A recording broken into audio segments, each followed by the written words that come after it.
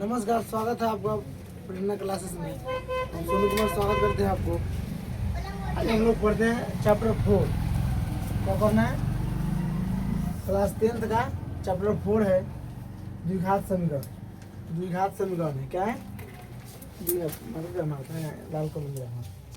हाँ, द्विघात समीकरण आप ऐसे भी लिख सकते हैं। द्वि में वो देना है द्विघात समीकरण, चाहे आप ऐसे भी लिख सकते हैं। समझे कि नहीं? कितना आदमी यहाँ पर धौ लिख देते इसलिए ऐसे लिखे हैं। ठीक है। द्विघात समीकरण किसे कहते हैं? वैसा समीकरण जिसमें चर मतलब x हो चाहे y हो चाहे z हो, इसका अधिकतम मान सबसे अधिक घात कितना होना चाहिए? 2 होना चाहिए। उसे द्विघात समीकरण कहते हैं। ठीक है। अब इसका द्विघात समीकरण का व्यापक रूप क्या होता है? मतलब जनरल फॉर्म क्या होता है? ax² + bx + c = 0। ठीक है। पिछले वीडियो में हम इसका फॉर्मूला पूरा कटा दिए हैं, देख लीजिएगा। आज भी देख लीजिए, यहाँ दिखाई दे रहा है। यहाँ देखिए वही फॉर्मूला है। देखिए इसका व्यापक रूप यहाँ लिखा हुआ है। General form quadratic equation ax² + bx + c = 0। ठीक है। अब द्विघात समीकरण के 2 मूल होते हैं। जैसे 2 शून्यक होते थे द्विघात बहुपद के, उसी तरह इसमें 2 शून्य मूल होते हैं।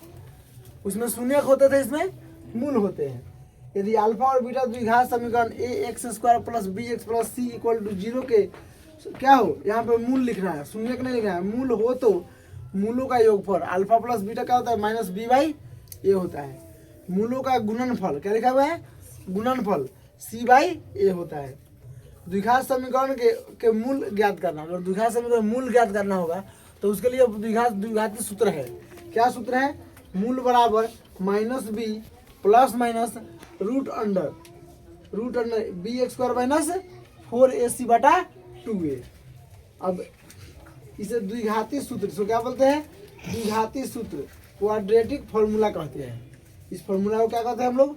द्विघाती सूत्र कहते हैं। ठीक है। यहाँ देखिए, अब विविक्त कर v आधा क है, ऐसे लिखता है, आधा क लिखा हुआ है। v आधा क फिर पूरा तो है, v आधा क तो कर विविक्त कर ऐसे लिखा हुआ है। v आधा क तो कर विविक्त कर या डिस्क्रिमिनांट बराबर होता है d बराबर होता है b² - 4ac। मूलों की प्रकृति सबसे इम्पोर्टेंट चीज, मूलों की प्रकृति याद रखना है। यदि d का मान 0 से अधिक हो तो मूल वास्तविक और असमान होता है। d का मान 0 से अधिक होगा मतलब प्लस में आएगा ऊपर, मूल वास्तविक और असमान होता है। d का मान अगर 0 हो जाएगा, क्या हो जाएगा? 0 होता है, मूल बराबर होता है। ठीक है। यदि d का मान 0 के बराबर हो तो मूल वास्तविक और समान यानी बराबर होगा। यदि d का मान 0 के से कम हो यानी लेस देन क्या हो, यहाँ पर d <0 हो, d क्या हो? <0 हो तो मूल क्या होगा? वास्तविक नहीं होगा। और यहाँ d क्या लिखा हुआ है? बराबर 0 या d <0। इसको याद रखिए तब चाहे पूरा यह भाषा याद रखिए। इसको याद रखिए तब चाहे पूरा यह भाषा याद रखिए। d बराबर 0 तो मूल वास्तविक और समान, d <0 तो मूल वास्तविक और असमान, और d <0 तो कोई मूल नहीं होगा, मूल वास्तविक नहीं होगा। d मालूम होगा तो सीधा यहाँ b² नहीं लिख करके b² - 4 नहीं लिख के d -b + d/2a लिख देंगे। ठीक है। अब कुछ अदर फॉर्मूला है, फॉर्मूले ना होगा जी, अन्य सूत्र है अलजेब्रा वाले से a + b का होल स्क्वायर। इस हर चैप्टर में हम लिखते आ रहे हैं। a - b का होल स्क्वायर याद रखना है, a² + b को याद रखना है, a² + b², a + b का होल क्यूब, a + b के ये सारा फॉर्मूला जो है आपको वीडियो में अटैच है। ठीक है। आप वहाँ जाकर देख लेंगे, नोट कर लेंगे। चैप्टर 3 का फॉर्मूला है। ठीक है। अब हम लोग इसके आगे हम लोग चैप्टर बनाने चल रहे हैं।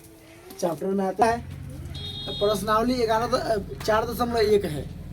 क्या लिखा है, जांच कीजिए कि क्या निम्न द्विघात समीकरण है। द्विघात समीकरण की जांच करना है, 1 नंबर का आता है आपको, ऑब्जेक्टिव में सवाल आता है। आप क्वेश्चन बनाएंगे ना, यहाँ ऑब्जेक्टिव में सवाल आता है, जांच करना है कि द्विघात समीकरण है कि नहीं। तो हल करके देखते हैं, चलिए। इसका जांच करके बताना है कि द्विघात समीकरण है या नहीं है। आपको 1 नंबर के एग्जाम में आता है, 4 को ऑप्शन दे देगा, डायरेक्ट आपको नहीं दे देगा कि पता चल जाए आपको कि द्विघात समीकरण है, आपको ऐसे ऐसे ही देगा। तो आपको हल करके उस फॉर्म में ला के बताना है कि तब आपको पता चलेगा पावर 2 आ गया, चर का अधिकतम पावर 2 है, तो सब कह सकते हैं कि द्विघात समीकरण आता है, अदरवाइज नहीं है द्विघात समीकरण। ठीक है, समझिए। सबसे पहले इसको हम पहले हल करेंगे तब में पता चलेगा। तो ये क्या लिखा हुआ है, आप जानते हैं, a प्लस बी का होल स्क्वायर क्या होता है, a square plus b square plus 2ab। आप चाहे तो 2ab को पहले भी रख सकते, कोई दिक्कत परेशानी नहीं है। तो इसमें इसी तरह हमको इसको तोड़ेंगे, x के जगह पर a है और b के जगह पर, मतलब a के जगह पर यहाँ x है और b के जगह पर 1 है। तो इसको मान लीजिए a है, b है, तो a स्क्वायर है ना, a स्क्वायर, तो a के जगह पर x है, तो क्या लिखेंगे इसको, x स्क्वायर और plus a square plus b square और प्लस 2a और b। ठीक है, इसको गुना करिए तो 2x और प्लस माइनस 2 तिहाई 6 गुना हो जाएगा, 2 एकम 2, 2x और 2 तिहाई 6। आया समझ में। चलिए, अब हो जाएगा x स्क्वायर और 1 हो जाएगा 2 एकम 2x और प्लस 2x माइनस 6, 2x से 2x कट गया, x स्क्वायर प्लस 1 इधर आएगा था प्लस 6 इक्वल टू 0, मतलब इधर आएगा तो प्लस में हो जाएगा, इधर हेले है x स्क्वायर होवे करेगा, 6x 7 इक्वल टू 0। यहाँ देखिए, यहाँ x के पावर 2 है, वैसा समीकरण जिसका मान घात 2 हो उसको क्या बोलते हैं, द्विघात समीकरण बोलते हैं। तो हम इसको कह सकते हैं कि द्विघात समीकरण है। द्विघात समीकरण आनु गया तो लिखेंगे हाँ हाँ यह द्विघात समीकरण है। द्विघात समीकरण हो गया, बात खत्म। आया समझ में। ठीक है, चलिए अब दूसरा क्या है, यहाँ देखिए, एक्स स्क्वायर माइनस 2x बराबर -2 इंटू 3 माइनस एक्स। ठीक है, ये वाला 2 नंबर सर बता रहे हैं, ध्यान दीजिएगा, समझिएगा, पहले बाद में उतारिएगा। एक्स स्क्वायर माइनस 2x, देखिए माइनस से गुना हो रहा है माइनस प्लस में, देखो मान लीजिए 3 लिखा है मतलब प्लस 3 है। ठीक है, तो माइनस 3 दूनी 6 और माइनस माइनस प्लस 2x। आया समझ में।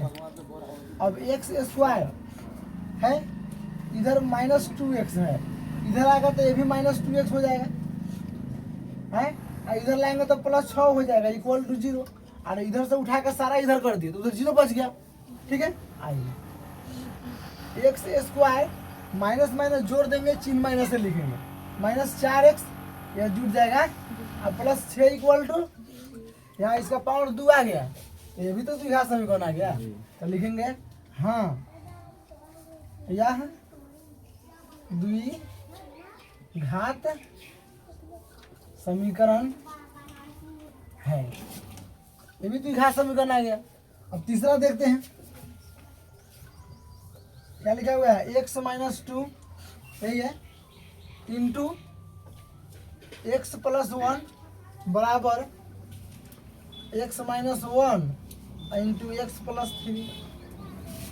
अभी ये भी तो डायरेक्ट नहीं दिया है, आप समझ कह दीजिए कि द्विघात समीकरण है। इसको भी हम लोग हल करते हैं, गुना के फॉर्म में है, गुना आपको सिखाया था अलजेब्रा वाला। x से ये दोनों में गुना करना है, फिर माइनस 2 से फिर ये दोनों में गुना करना है, बराबर x से पहले इस दोनों में गुना करना है, फिर -1 से फिर x प्लस 3 में गुना करना है। आया समझ में।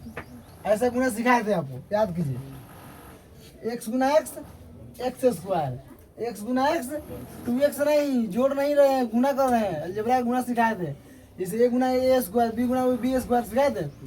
x गुना x, एक्स स्क्वायर, x एकम एक्स, अब माइनस से गुना कीजिए इसमें तो माइनस 2x, अब प्लस माइनस माइनस 2 एकम 2, एक्स गुना एक्स एक्स स्क्वायर, ये कितना 3x माइनस एक्स और माइनस 3, अरे 3 एकम 3, ठीक है। आइए एक्स स्क्वायर इधर है, एक्स इधर है, बराबर के इधर से बराबर के इधर अगर चिन्ह अगर सेम रहे तो आप उसको कटा सकते हैं, ठीक है। चलिए इधर आ गया क्या, एक्स है, 2x में से 1x घट जाएगा, प्लस माइनस में है तो कितना हो जाएगा माइनस एक्स माइनस 2। यहाँ देखिए 3x में से 1x घट जाएगा तो कितना हो जाएगा 2x माइनस 3। आया समझ में? चलिए कोई दिक्कत, अब x है माइनस में ही, इधर से x वाला इसके साथ आ जाएगा तो प्लस में 2 नहीं माइनस में 2x हो जाएगा, ठीक है। चाहे इसको उधर भी ले जा सकते हैं, कोई दिक्कत नहीं है, क्या ले जाए उधर ले चलते हैं, उधर ले चलते हैं, क्या आ जाएगा 2x और प्लस 3, 2x सॉरी चाहे छोड़िए, इसी को लाइए इधर, माइनस एक्स और plus sorry minus 2x plus 2 इधर है, माइनस में 2 है इधर आएगा तो प्लस 3 हो जाएगा इक्वल टू 0। इधर से लेके पूरा इधर कर लीजिए, इधर क्या बच जाएगा 0, तो minus 3x plus 1 equal to 0, मतलब यहाँ 3 में से 2 गया 1, लेकिन 3 बारह था इसलिए चिन्ह भी प्लस होगा। अब यहाँ देखिए इसका पावर तो कुछ नहीं तो 1 है, अभी तो एक ही समीकरण आ गया, द्विघात समीकरण नहीं हुआ, इसलिए यहाँ कह सकते हैं, क्या कह सकते हैं, यहाँ द्विघात समीकरण नहीं है, द्विघात समीकरण नहीं है। तो क्या हो गया आपको द्विघात समीकरण नहीं है, तीसरा भी आपको द्विघात समीकरण नहीं है। अब चौथा देखिए, x square plus 3x plus 1 छठा x minus 3 into 2x plus 1 बराबर x प्लस 5। क्या देखिए 4 नंबर और 5 नंबर भाई 3 नंबर की तरह है, समझ रहे हैं? तो आप खुद से बना लीजिएगा, गुना करके यहाँ देख लीजिएगा, समझ में आया कि नहीं? तो हम 4 भी छोड़ दे रहे हैं और 5 छोड़ दे रहे हैं, हम बताते हैं 6 नंबर। क्या बता रहे हैं? 6 नंबर। आप बनाइए खुद से, सब हम ही बताएंगे, आप पता करिए, ठीक है। क्या देखिए, हाँ 6 नंबर बता रहे हैं, 6 नंबर बता रहे हैं। क्या लिखा हुआ है, x square plus 3x plus 1 है बराबर x माइनस 2 का होल स्क्वायर है। चलिए अब याद कीजिए, यहाँ पर प्लस वाला था, यहाँ पर माइनस वाला क्या हो जाएगा, यहाँ माइनस कर देंगे तो खाली यहाँ माइनस हो जाएगा, बाकी तो फॉर्मूला आपका सेम ही रहेगा। क्या जी, a square plus b square minus 2ab हो गया आपका a माइनस बी का होल स्क्वायर, खाली यहाँ सेम चिन्ह बदल देते, बाकी सब सेम रहता है। अब इसको इसी पर तो देंगे इसको, ठीक है। अब यहाँ देखिए, जब बीच में बराबर हो तो यहाँ का चिन्ह लिखेंगे, x square plus 3x plus 1 हो जाएगा ए स्क्वायर और प्लस बी स्क्वायर के जगह पर 2 है तो 2 का स्क्वायर क्या और माइनस 2ab 2x और b आ समझ में, तो एक्स स्क्वायर से एक्स स्क्वायर खत्म, ठीक है। ये बच गया 3x प्लस 1 और बराबर 2 का स्क्वायर 4 हो जाएगा, 2 गुना 4x। अब यहाँ 3x इधर से आ जाएगा 4x प्लस 1 इधर है, इधर से आएगा तो माइनस 4 इक्वल टू 0, इधर से लाके इधर कर दीजिए 0 हो जाएगा। तो 4 3 7x, 3 में 4 में से 3 गया और 1 गया 3 बराबर 0। अब देखिए क्या यहाँ पावर 2 आया नहीं ना आया, यहाँ तो पावर 1 है, तो यहाँ पावर 1 है तो द्विघात समीकरण हुआ कि नहीं, नहीं हुआ, तो द्विघात समीकरण नहीं है। तो लिखेंगे यहाँ द्विघात समीकरण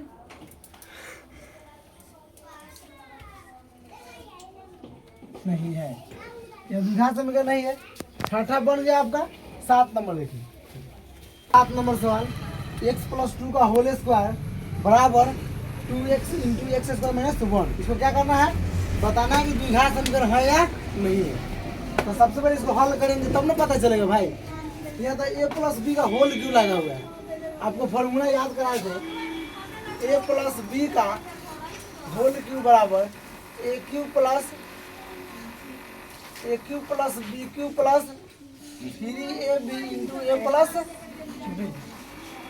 आया समझ में, यह द्विघात समीकरण का सॉरी ए प्लस बी का होल क्यू का फॉर्मूला हो गया। ठीक है, अब इसी पर हम इसको तोड़ेंगे क्या, तो ए क्यू मतलब एक्स का क्यू और प्लस बी क्यू मतलब 2 का क्यू क्या, और प्लस 3 फॉर्मूला में है तो इसमें लिखना पड़ेगा। अब ए का मान एक्स है, एक्स इंटू बी का मान 2 है, यहाँ डॉट दिया मतलब इसका मतलब गुना हुआ। ठीक है, और इंटू ए प्लस बी तो एक्स प्लस 2 और इसमें गुना कीजिए तो एक्स का पावर 2 है तो गुना में पावर जुड़ता है तो हो जाएगा 2x क्यू और 2 कम 2x। कोई दिक्कत, एक्स क्यू प्लस 2 को 3 में गुना करेंगे, क्यू का मतलब 3 में गुना तो 2 दूना 4, 4 दूना 8 हो जाएगा यार, और 3 दूनी 6x इंटू एक्स प्लस 2 हो जाएगा 2x क्यू और माइनस 2x। ध्यान दीजिएगा एक्स क्यू प्लस 8 प्लस और पहले इसमें गुना कीजिए, कोष्ट में गुना होता है तो कितना हो जाएगा 6x स्क्वायर प्लस 6 दूना 12x बराबर 2x क्यू माइनस 2x। अब देखिए 2x के तरफ सारा को उधर ले जाइए। ठीक है, सब को उधर ले जाना है, ध्यान दीजिए तो इधर 0 बच जाएगा, बचेगा ना। अब यहाँ देखिए उधर क्या है 2x है, 2x क्यू है तो माइनस एक्स क्यू इधर है तो इधर माइनस में हो जाएगा है, और इसके बाद में इसको उधर ले जाता है minus 6x minus 6x square और इधर पहले माइनस 2x है और 12x इधर जाएगा तो क्या हो जाएगा माइनस में 12x, एक्स वाला खाली अंक वाला बचा है इधर आएगा तो कितना माइनस 8 हो जाएगा। अरे इधर प्लस में माइनस ना हो जाएगा, इधर सारा 0 हो गया। चलिए अब 2 एक्स क्यू में से 1 एक्स क्यू घटेगा तो कितना हो जाएगा, सीधा एक्स क्यू होगा और 6x स्क्वायर हैले है और इसको जोड़ देंगे क्योंकि जात सेम कास्ट है, एक जात है तो 12 2 14x माइनस 8 इक्वल टू 0। अब इधर लिख सकते हैं, कोई दिक्कत नहीं है। अब यहाँ पावर 3 आ गया, चर का अधिकतम घात 3 आ गया, लेकिन 2 घात आता तब ना कहते कि द्विघात समीकरण है। यहाँ 3 आ गया तो लिखेंगे नहीं वही वाला बात, यह द्विघात समीकरण नहीं है। आप लिख लीजिएगा, भाषा लिख लेंगे ना, नहीं यह द्विघात समीकरण नहीं है। ठीक है, लिख सकते हैं नहीं यह द्विघात समीकरण नहीं है। ठीक है, आया समझ में। 8 नंबर सवाल यहाँ आपके सामने अच्छा में नहीं, x Q minus 4x square minus x plus 1 बराबर x माइनस 2 का होल क्यू। यहाँ सम बालिका x Q minus 4x square minus x plus 1। अब देखिए फॉर्मूला वही रहेगा, सारा के जगह माइनस हो जाएगा। ठीक है, यहाँ देखिए ए प्लस बी का होल क्यू है, अब यहाँ लिखेंगे ए माइनस बी का होल क्यू, ए क्यू यहाँ माइनस हो जाएगा, यहाँ भी माइनस हो जाएगा, यहाँ भी माइनस हो जाएगा, सारा जगह पर क्या हो जाएगा माइनस। का फॉर्मूला आपका सेम के सेम रहेगा क्योंकि यहाँ माइनस वाला फॉर्मूला लगाना है। ठीक है, तो ए क्यू उसमें क्या हो जाएगा एक्स क्यू हो जाएगा इसमें, अब माइनस बी क्यू तो यहाँ पे 2 का क्यू हो जाएगा, 2 है ना जी, सही है ना, देख लेना यार। अब यहाँ पर माइनस ना है माइनस 3 ए के जगह पर एक्स और बी के जगह पर 2 इंटू ए प्लस बी तो एक्स माइनस 2। आया समझ में, फॉर्मूला की तरह हम सजा दिए इसको, अब इसका हल कर लेंगे। ठीक है, आइए x Q minus 4x square minus x plus 1 हो गया एक्स क्यू, 2 को क्यू अभी निकाल कर बताया था कितना आया था 8 आया था, दोनों का गुना करो पहले, उसके बाद में कोष्ट में। तो 3 दूना 6 x और इंटू x माइनस 2।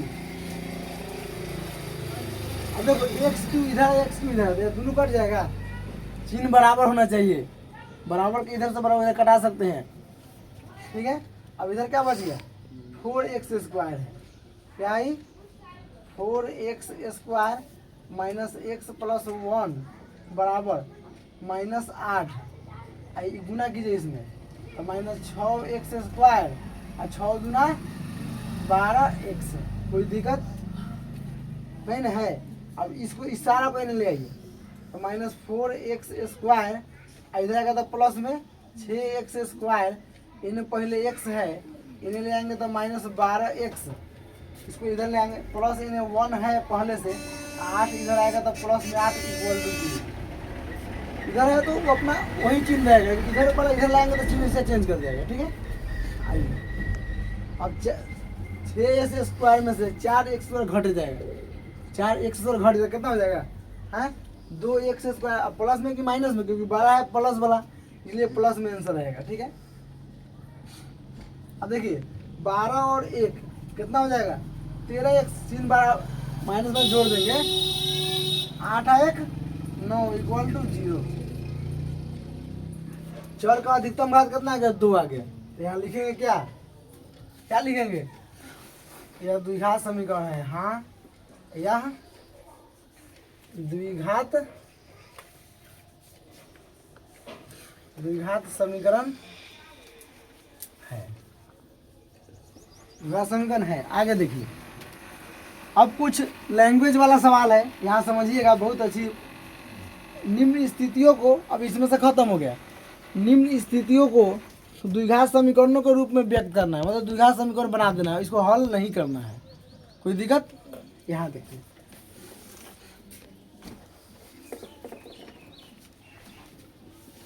क्वेश्चन लिखेंगे टाइम वेस्ट होगा, इसलिए अब डायरेक्ट क्वेश्चन आप नोट कर लीजिएगा। एक आयताकार भूखंड, मतलब एक खेत है, एक आयत की तरह, आयत समझते हैं ना, जिसकी आमने सामने की भुजा बराबर हो, उसको, जैसे आपका रूम है, क्लास रूम है, इधर और इधर दोनों बराबर, आमने सामने बराबर है, मतलब आमने सामने बराबर होना चाहिए, उसको आयत बोलते हैं। वर्ग में चारों भुजा बराबर होता है, चारों कोण बराबर होता है। कोई दिक्कत, चलिए। तो एक आयताकार भूखंड है जिसका क्षेत्रफल दिया हुआ है और क्षेत्र की लंबाई मीटर में चौड़ाई के दुगुने से एक अधिक है। देखिए मानने का तरीका होता है, जिससे जौन दुगुना या अधिक हो उसी को मानेंगे। किससे अधिक है, तो किससे अधिक है, चौड़ाई के दुगुने से एक अधिक है।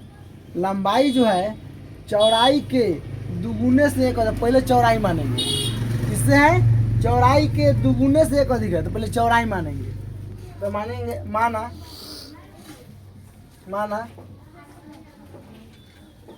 चौड़ाई, चाहे से पूरा लिखेंगे तो लिखेंगे आयताकार, माना आयताकार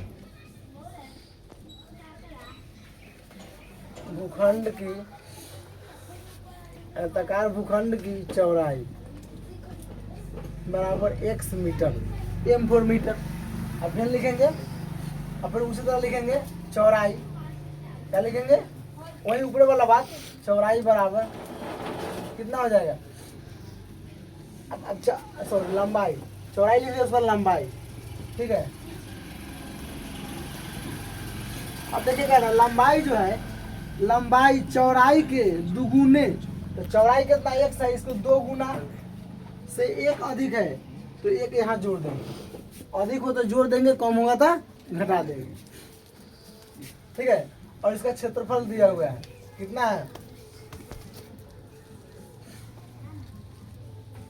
कितना दिया हुआ है 528 मीटर स्क्वायर, कितना हो गया आपको मीटर, या पढ़ लीजिएगा, पुण्य से एक अधिक है।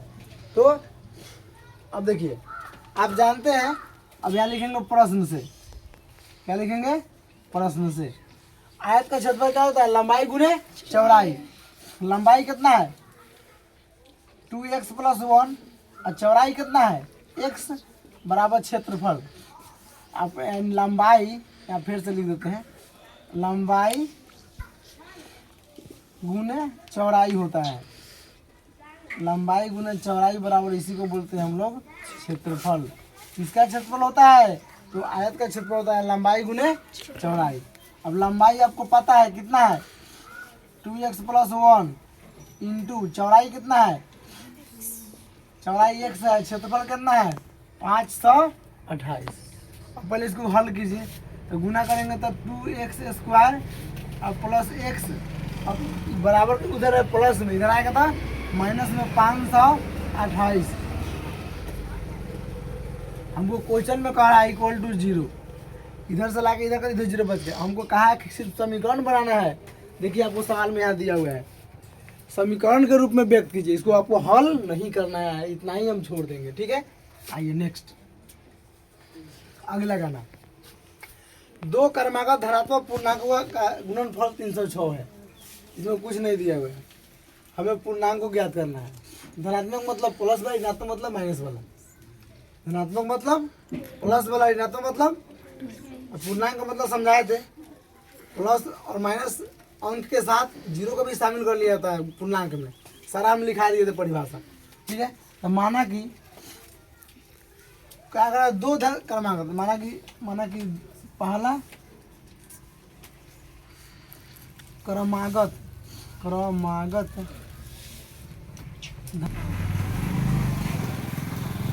पूर्णांक x आ गया, पहला धनात्मक पूर्णांक x आ गया। अब देखें दूसरा क्रमागत धनात्मक पूर्णांक, दूसरा क्या हो जाएगा, अब क्रमागत है मतलब क्रम से, पहला x है तो दूसरा x + 1 रह जाएगा। ठीक है, अब देखिए, अब प्रश्न से हो रहा है कि दो धनात्मक पूर्णांकों का गुणनफल, इस दोनों का गुणनफल कितना है 306 है। यानी क्या लिखेंगे, यानी x गुना x + 1 बराबर 306, यानी दोनों का गुणनफल 306 है।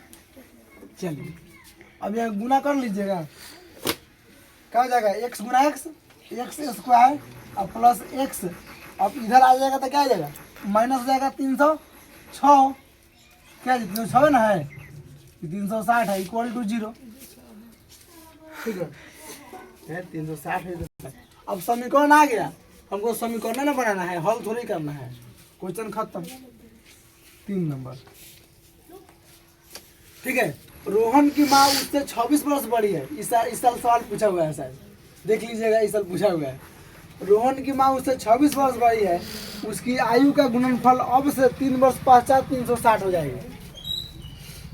तो रोहन की वर्तमान आयु ज्ञात करना है, तो जो भी ज्ञात करना है उसको मान लेंगे। क्या करेंगे, मान लेंगे। चलिए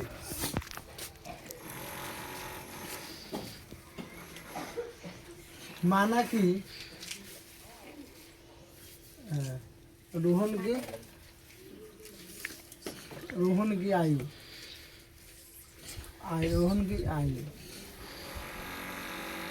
x वर्ष। अब रोहन की माँ की आयु, रोहन की माँ उससे 26 वर्ष बड़ी है। किससे? रोहन की माँ उससे 26 वर्ष बड़ी है। किससे? रोहन से।